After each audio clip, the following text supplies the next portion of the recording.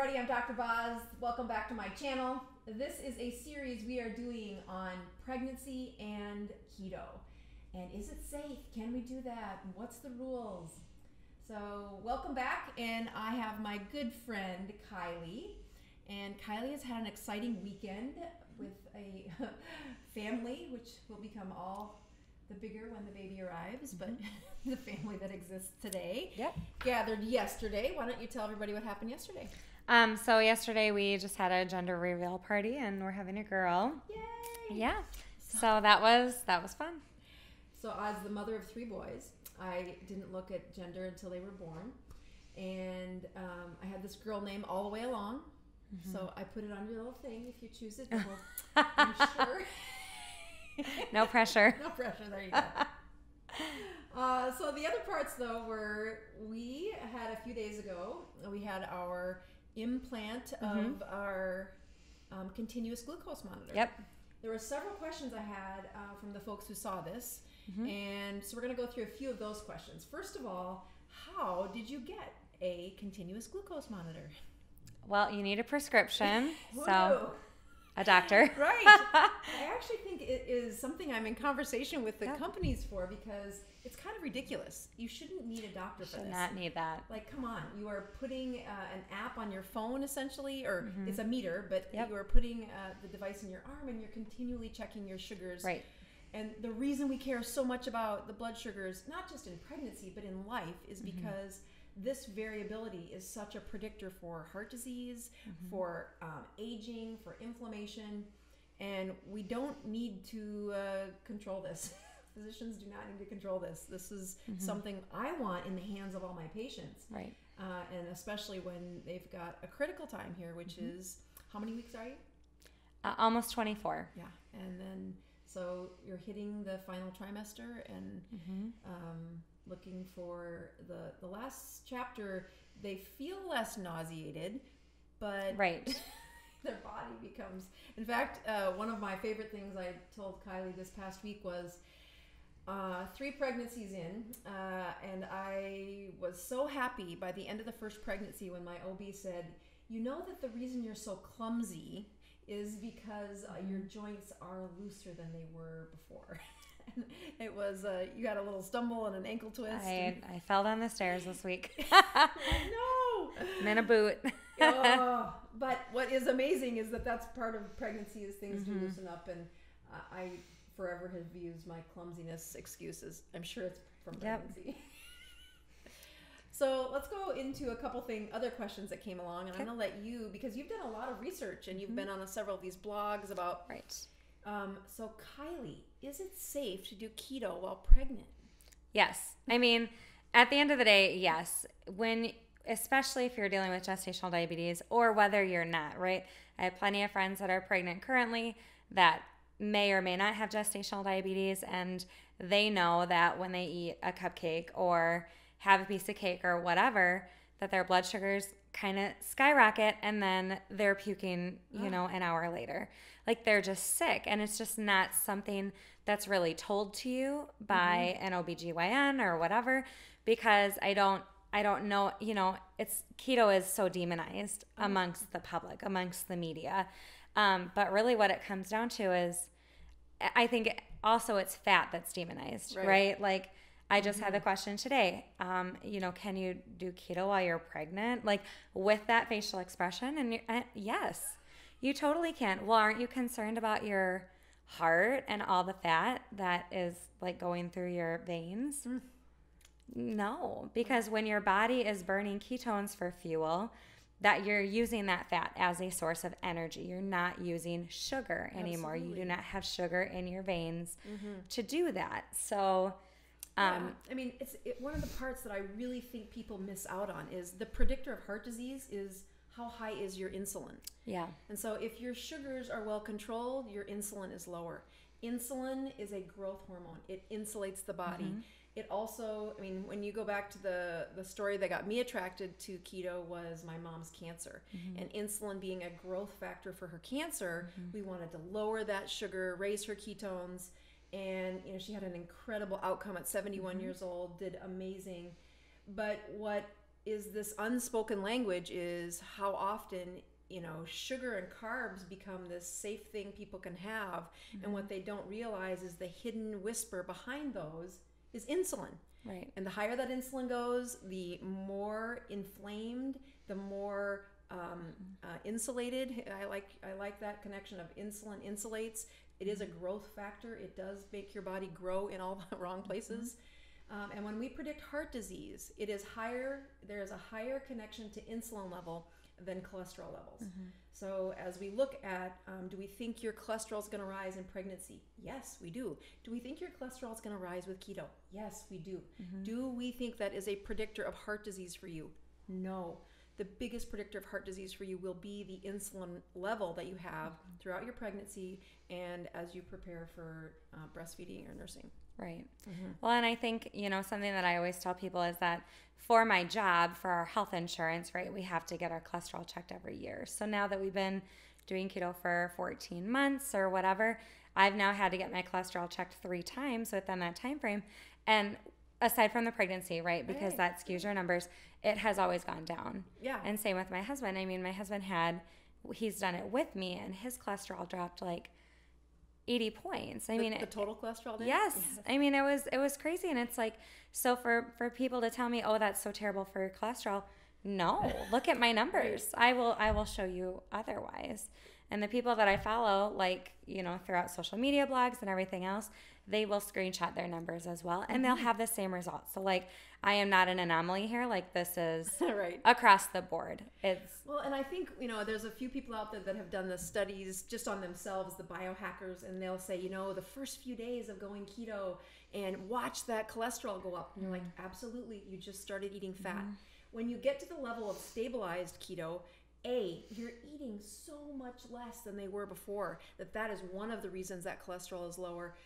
And the supply chain is now stable. When you go from a low-fat diet, and if you have higher cholesterol at that point, and then you increase your fat, there is a change of cholesterol for those first few weeks. If you can stabilize, get to that 6 week, I like 3 months, because then I know you've really fallen off the keto wagon and hopefully back on by 3 months, by 12 weeks. And by that time, I can say, here's one step of, I can make a better judgment. I think one of the other places to really look at what your cholesterol predictor is how high are those triglycerides. Yeah. And that's really related to how many carbs you've been eating, and then how high is your good cholesterol. And again, that's related to how well it scavenges and moves those fats around to the right places. Both of those numbers move in the right direction. The triglycerides go down with a ketogenic diet, the HDL goes up. In order to see that, though, you're going to have to be on it for a few weeks. So do not get your cholesterol checked 2 weeks in, unless you're a biohacker and you're trying to figure it out. And then it's the science of fun, but it's real. All right, so let's follow up with a couple other things. Have you broached, so you go to parenting classes or birthing classes? Did they have you do that? Yeah, okay. Yeah, we have. And has anybody mentioned diet while you're at the birthing classes? Standard American diet. Okay, you know, I haven't attended. Eat some granola bars. Seriously, they pass. Oatmeal for lunch or oatmeal for breakfast, and granola bars for snack, and always make sure to have some crackers and cheese on hand. And oh my goodness, well, everywhere you go, the tide is changing. I really do think the conversations are improving, but when you're one of the kind of leading edge, I just think I'm going to say thank you again for the encouragement that you give other people, because this channel is a free resource to people to say, hey, here's what the front lines are saying. As an expert in keto, I like to interview people who are going through the journey, and just where do they struggle, where do they run into the barriers. So let's do the next part. How is your arm? You know, I don't even know this thing is in there. And my body is super sensitive. Like, I usually can feel everything. So for me to say that, I feel like that's a big deal. So for those of you that didn't watch last time, we put in a continuous glucose monitor into the back of her arm. You can just see the little bitty tag right there. And you can check out the previous show to see how that works. It was really new to both of us. I did stop by and speak with the pharmacist and said, how many of these are you using, and he goes, the barrier is the prescription. So again, we're working on that. We're trying to see if we can figure out a way that you don't need a prescription for this, but at this point we still need a prescription. And then so tell me what happened after we plugged it in. There were all these times where it had to be like calibrated. So tell me what happened next. The instructions said wait an hour right before you even do anything with the sensor. So I had dinner with my parents that night, came home. It was a couple hours later, so I just figured that's fine. And then I scanned, and they said, no, you need to wait 12 hours. And I was like, oh, okay. That's interesting. So I was like, well, maybe that's just a glitch. I'll try in the morning. So then I had gone to sleep that night, woke up in the morning, and 8 hours later, right, scanned. Nope, you need to wait 4 hours. So there, it's very serious about the 12-hour window. So finally, once it hit the 12-hour window, you just turn the button on. Okay. And then I don't know if you guys will be able to see that, but it says check glucose, scan sensor to check, and basically you just Sweet. Within an inch. So much. And then you guys don't want to see that. We had brunch today. So again, 104 isn't bad when you're not terrible. When you're living your life. Right. And especially for pregnancy, that's like, okay, we'll take that. Yeah. I have just another type 1 that we're doing, and she's had continuous glucose monitors. She had one of the early ones. It was not that easy. Yeah. Well, and the thing is too, it's like, and I anticipate higher numbers, right? When we had our party yesterday, we have cake, like those things. So 104, in the grand scheme of things, they want you under 140 per the OB, at all times, but also like especially 1 to 2 hours after meals. So I have never came close to the 140. Perfect, yeah. Which is surprising considering that was my test. But then you can go into like a review history. So on this side right here, it has review history. And basically you can click the logbook. Oh, yeah. And you can go through. And you can tell when you're not eating, right? So like. Look at that. 104, 199, 110. And these are all like. So like the 77 would be the fasting in the morning, right? That which is low and good. And so you push here? Yep. So just a little bit harder there. Okay. And so then, 82, 88, 102, 89. And so, and it's got your times. Yep. Dates and times. And then 95, 93. So the disclaimer I want to give is that when I got this, like if we look back at our numbers, when we first started, we were in the 8. Okay, so now I have to really scroll back because this was a couple of days ago. So we were never really below this 100, or we were never above this 100, right? So anything above would be like 92, 96, 99, 88, 89 throughout the whole day. Like that's what I was doing because I was full bore keto. Yep, right, 80s. So high fat, low carbs, and her body was able to keep those sugars very well controlled in that 80 to 90 range. And never above 100. No, really not above 100 at all. So then I started experimenting with some different foods, keto and non-keto. Because that's the point. If you have this monitor for 2 weeks and all you do is you behave perfectly, then we really don't get to see what your body did. And there's no point of it because there are some foods that you eat that have these keto labels, like keto friendly, keto great, look at these macros. Okay, well then you eat, a whole bag of the gummy bears or whatever, and my blood sugar skyrocketed 30 points. Wow. So I went from like a 90 to 120, and I'm like, wow. Okay, so you literally have this that 1 gram of sugar on the label. I ate a third of the bag. So that gummy bear thing, that gummy bear keto friendly. Let's grab it. So they market this all over Instagram as like gummy bears that are smart sweets. Kick sugar, keep candy. And it's free from sugar alcohols. Okay. High in fiber, free from artificial sweetener, dairy, soy, lactose free. Now the first clue that we should have is it says total fat is 0. And what does your total carbohydrate say?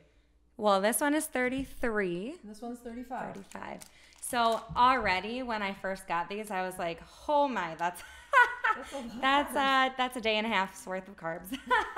But I'm like, I want to try, maybe if I have like 3 or 4 of them, they really can't be that bad. Right, and here's how they play that trick. Because the total fiber, the dietary fiber that they put in there was 28 grams. So when you play this trick of, oh, should we count the fibers? Is it net carbs? I'm like, ooh, be careful. Do not play that game. Watch what happens to your sugar when you do this. And bam, there's a great example. So we maybe had, like I said, I maybe had a third of the bag of this, and my sugar skyrocketed 30 points. And I'm like, oh man, I need to just throw these away. Right. Because like they taste very good, but it's just not, it's not feasible. Absolutely. You know? Well, and I think that's a powerful teaching point because, you know, there are so many of you go back to the history lesson of, we said low fat. And of course you take out fat, there's only 3 options in life. You get fat, protein, or carbs. And you can mix fiber in there to play this little game. And of course there's always water, but really it has to have one of these 3. And if you take away one, the other 2 are going to be higher. If you take away both of them, you only have one left. That substance of food becomes this playtime and really an experiment on your body. So, well, you learned. Yep, I did. These can go straight to the garbage. Yeah, the purpose of the continuous monitor is to say, hey, let's take a look. Let's look at you. Right. So have you checked ketones in the last little bit? No, only because we ate cake yesterday, so there's no point wasting a strip on that. No, it's exactly right. And poking your finger is a barrier. As much as I do this a couple times a week still, or a couple days where I study myself pretty heavy, but I'll tell you the rest of the days I get lax and say, I just don't want to do it. It's right there. It's in there. I've got the strips. It should be no problem. But I'm like, if I'm fasting, I'll check. But if I'm not, then I kind of... And I kind of live by that too. One thing I did notice that though, like being pregnant, you fall into ketosis significantly faster. Before it'd be like, you know, a day, depending on if I was fasting, right? A day, 2 days, sometimes 3 days, depending on my carb intake. You know, if I was 20 or if I was like a strict 10 or something like that. Now it's like I can be a little bit more lax in the morning and then like check it in the afternoon. Like the day we did our last video, I was measuring significantly lower, and then we tested it during our video and it was much higher. So I do notice that I fall into it a lot faster, which is why I think a lot of the research out there does say in pregnancy, you're naturally in a state of ketosis, whether you know it or not. Right. So just by helping your body out with that and maintaining your sugars, it's so important. Right. And I think, you know, the other part that we've learned is that when people have gestational diabetes, we know the risk for the baby is very significant. The more we learn, the more we're like, yeah, we should be controlling this. Right. And so you say, well, the ultimate control is to keep those sugars, you know, less than 110 or in less than 100. Well, how can you do that when they're eating carbs every 2 hours? There's no way. There's no way. No. You have to go to a fat-based diet, 80 to 90% fat. And I really mean that in a pregnancy state, because that's what it's going to take for that satiety, that, you know, you are making a baby's brain. Right. My, you know, most important thing here is to have a healthy baby's brain. And that's a powerful lesson for moms, and for physicians, that we are, I mean, I have several colleagues that have reached out to me saying, can you teach me what I should tell my patients? And I'm like, isn't it hard? Because there's not this, you know, captured journal. It is something where I do shamelessly plug my book. That's what supports this channel, is the sale of that book. It is in the show notes below.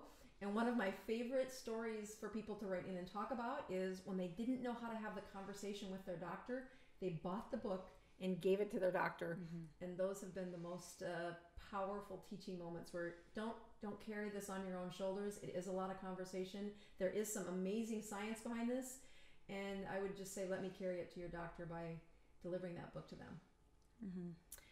So let's look at this next week. So what's your goal for your experimentation of keto living with your monitor? Because you have 2 weeks of this sensor, and that's if nothing goes wrong. Right. And the sensor was kind of expensive, like $30, $40 or something? I believe so. The monitor by itself was $60, and then the sensor was $40. So I could pay $40 and then get another 2-week version, which I might, you know. Yeah. And I think, you know, what we want to do is be sure to learn as much as we can while we have the monitor present. So let's just map out, if you look forward to your next week, what do you think you're going to do for your diet? So I think what my goal would be is, there are some like keto staples that I eat regularly, right?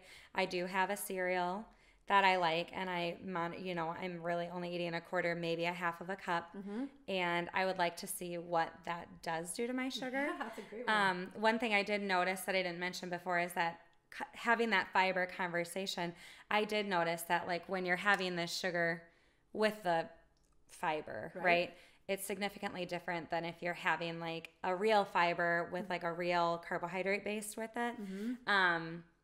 So I'd like to see what that does. I have my coffee order, my drive-through order that it's like my go-to. So what's your coffee? I can't remember. So I like tall Starbucks iced coffee, no classic, sub-sugar-free vanilla with heavy whipping cream.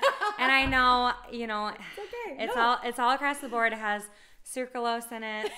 I know. I can't wait to see what it does. I love it. You know what I mean? I do have erythritol-based sweet, like a stevia or Truvia kind of. Yeah, that I make for like my coffee at home. But like, I'd like to see what is the difference between my Starbucks, my go-to Starbucks order, and like my regular coffee. And of course, it's just like a little guy, and that's okay. Good to the last drop. But I like to see, coffee, the cereal that I enjoy, and just some of like the keto staples that I really eat frequently. I'd like to see what those do, because maybe there is something that I'm eating that I'm like, oh yeah, it's perfect. I do feel good. Like, right? When my sugars do get too high, I can feel it. Can you really? That's the part I was going to ask you. When that went up with those gummy bears, and that went up to that 30 points higher, could you sense that? Yeah. I mean, keto first and foremost is anti-inflammatory. I have like a minor scoliosis in my back, and I have right shoulder pain frequently in the back. And when I'm on keto, everything feels really good. But when I sugar rock my body, for lack of a better term, I inflame in it, and it hurts, and I am sluggish. I'm like, we had a cupcake on Valentine's Day, and I was so sick I couldn't even sit through dinner. I was so sick. I mean, it's real. I'm like, I can't handle this. So it was just one of those things that like when it does get too high, and I feel that in my body. I'm tired. I like need to go to sleep. I don't feel good. That brain fog is real, and it happens to so many people that they say, doc, the antidepressant isn't working. Doc, I just can't see any benefit with this medication. And the first thing that comes to my mind is, how are you eating? Because my drug is going to make a little difference. Your fuel for your system is going to make a huge difference. Right. So I will we'll check in with you in about a week and see how this is going. In the meantime, we are improving your health one ketone at a time. Thanks for tuning in. It's Dr. Boz. Please subscribe to my channel. And don't forget to click the notification bell so you don't miss out on any new videos. Stay tuned.